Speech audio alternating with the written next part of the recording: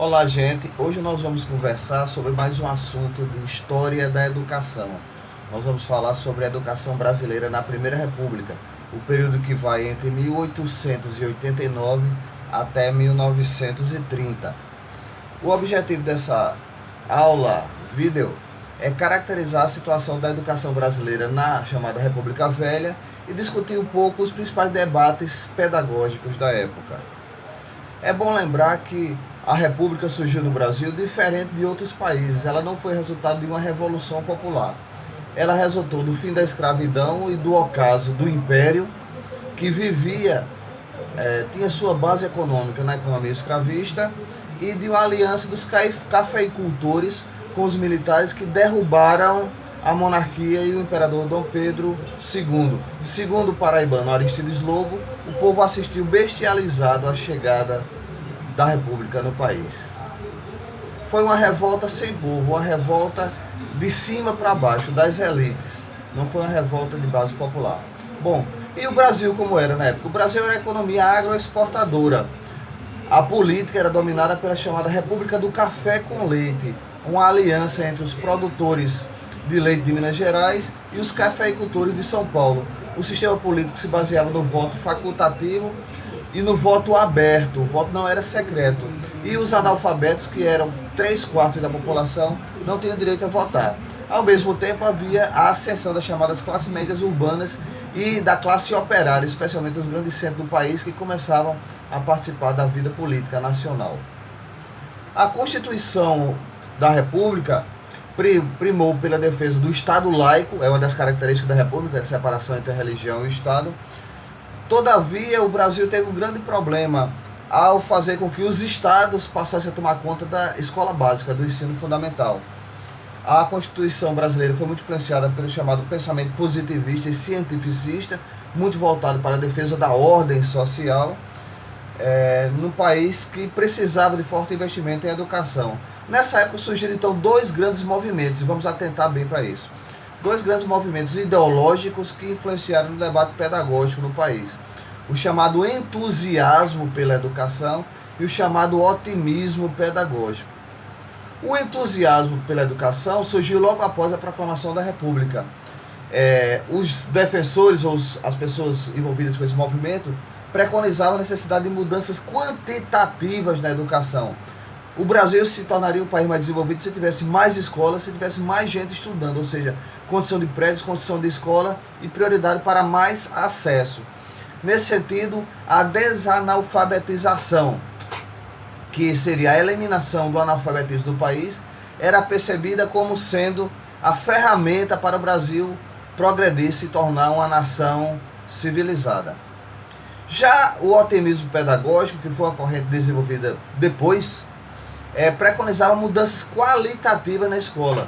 Os defensores do otimismo pedagógico diziam que era preciso mudar as escolas internamente, reorganizar um currículo melhor, uma nova metodologia para que as pessoas pudessem aprender, ou seja, renovar a escola. Era o desejo dos defensores do otimismo pedagógico. Enquanto o entusiasmo pela educação preconizava o acesso, o otimismo pedagógico preconizava os elementos pedagógicos das questões educativas. Nos anos 20, o Brasil passou por grandes transformações, especialmente no processo de se integrar à influência cultural dos Estados Unidos. A Inglaterra, após a Primeira Guerra Mundial, perdeu grande parte de sua influência e os Estados Unidos se tornaram uma grande potência, com ampla influência na América Latina especialmente. Então, a partir daí, as ideias norte-americanas passaram a ter muita força no Brasil. Um dos exemplos disso na área da educação foi a chegada do chamado movimento da Escola Nova. O ideário pedagógico do movimento Escola Novista chegou ao Brasil nos anos 20 e ele tinha como seu principal representante o psicólogo e educador norte-americano John Dewey.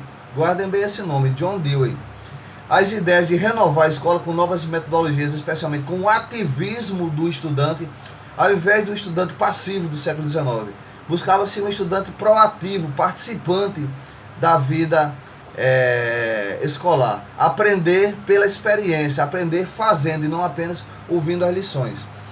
O movimento Escola Novista influenciou o debate educacional no Brasil e acabou gerando as chamadas Conferências Brasileiras de Educação, que envolveram especialistas de todo o país e que geraram propostas de renovação da nossa escola.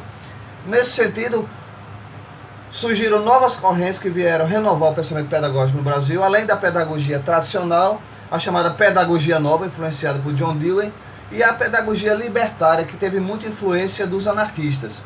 A pedagogia tradicional era muito vinculada aos ideais das oligarquias e da Igreja Católica. Era centrada no professor, era conteudista, conservadora, e o aluno tinha um papel passivo no processo educativo. Um dos seus referenciais era Herbart, que dizia que as crianças deveriam ser governadas para que pudessem aprender, ou seja, era preciso controlar e manter sob domínio as crianças. Era uma visão educativa muito influenciada pelo positivismo e pelo cientificismo. A pedagogia nova preconizava a ideia do aprender fazendo.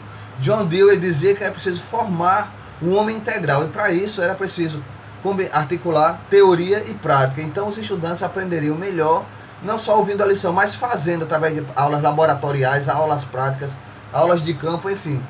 Inserindo a educação física e a motricidade nas atividades, com muita atividade de pesquisa e o desenvolvimento de experiências.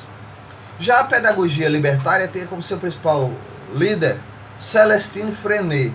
Freinet percebia a escola como, por sua natureza, uma instituição reprodutora. Então ele defendia a necessidade de se construir a autogestão do aluno.